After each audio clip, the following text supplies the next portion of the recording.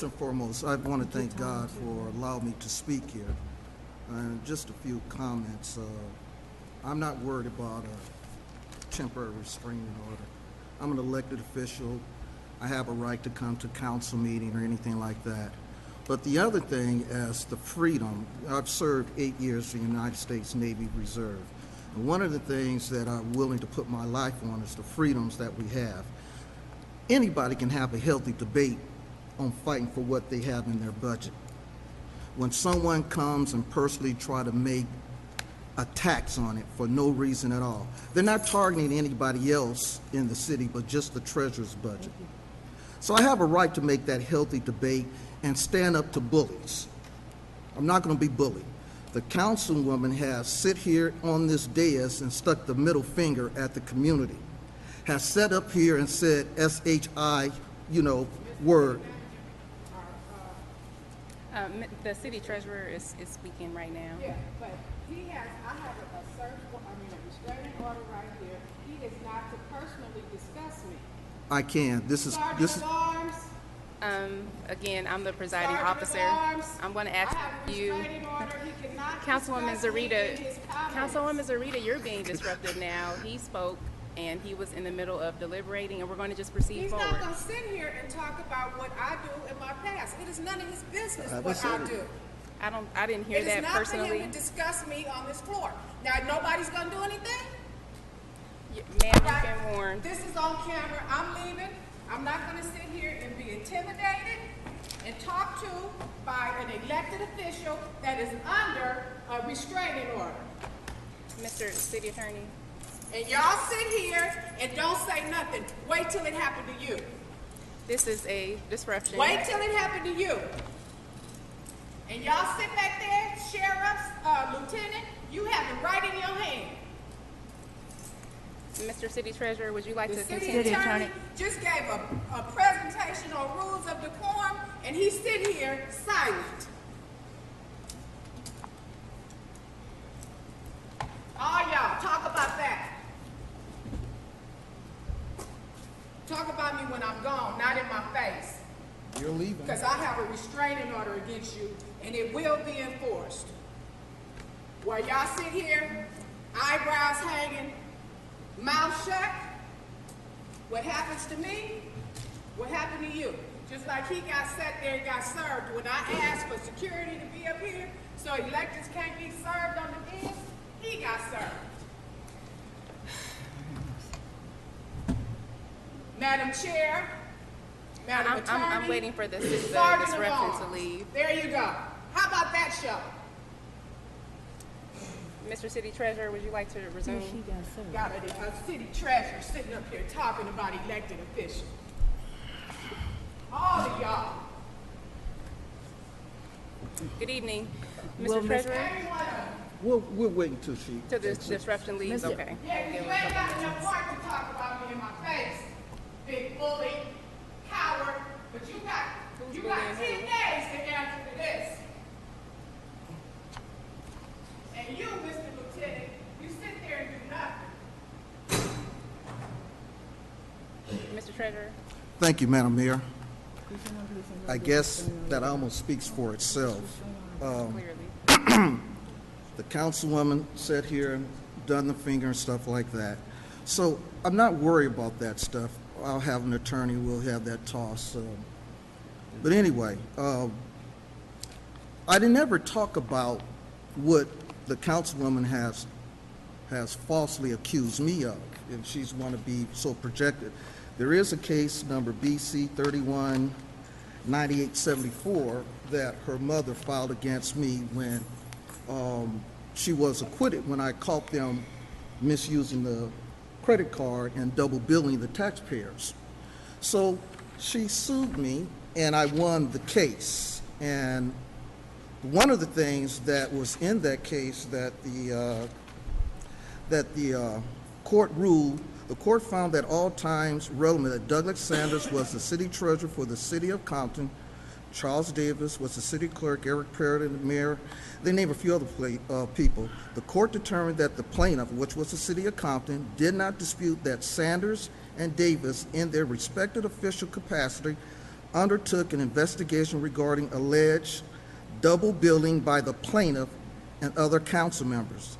Additionally, the court held that Los Angeles County District Attorney's Office made an independent decision on whether to obtain an indictment from the grand jury. Further, the courts found that since plaintiff had not attempted to provide any evidence that defendants were acting within their capacity as public officials, all actions immune and privileged with respect to the cause of action for malicious prosecution pursuant to Government Code Section 82.6. And then the judgment.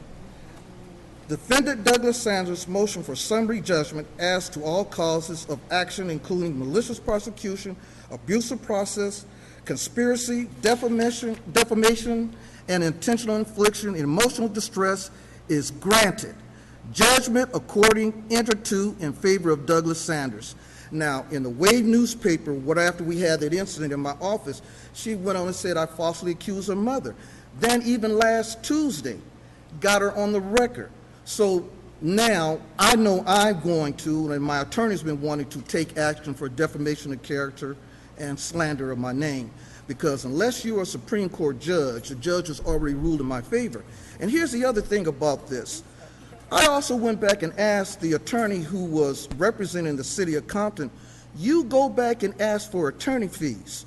And the city of Compton was awarded $302,000 that the Zurita family to this date hasn't paid. So, because of that, they don't understand that that draws interest. And I asked an attorney to do some calculations for me and see. I'm out of time? Yes. Okay, there, I get it. You got the gist of what I've had to say. I pretty much got it. Thank you, sir. Madam Mayor, Yes, Mr. City Attorney. I just want to say that I did review the restraining order, and I found no grounds to. It's a difficult night. It's a. Wait, Repeat that again. I didn't hear what you said. How about now? Yeah. better. Okay. I just wanted to state that I did have an opportunity to review the restraining order that was addressed, and I did not see that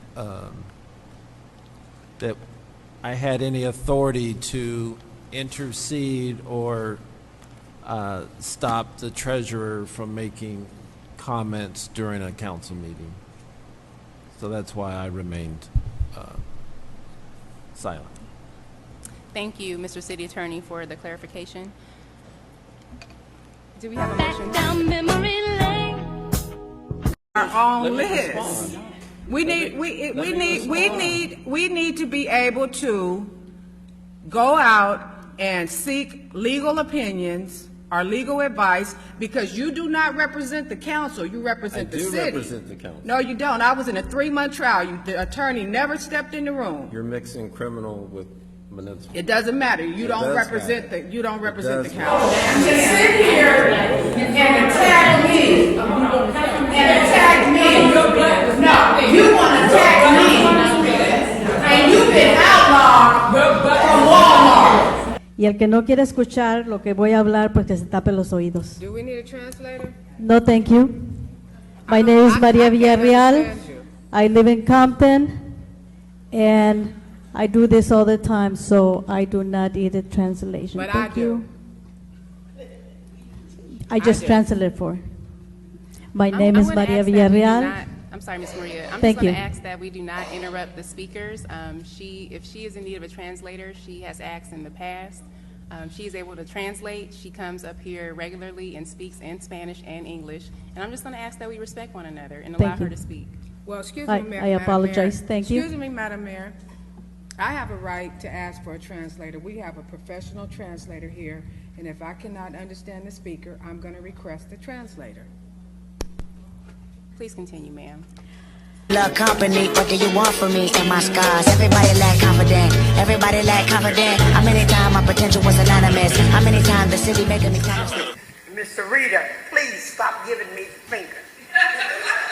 I bind you in the blood of Jesus and rebuke you in the name of the Father, Son, and the Holy Ghost. I love myself.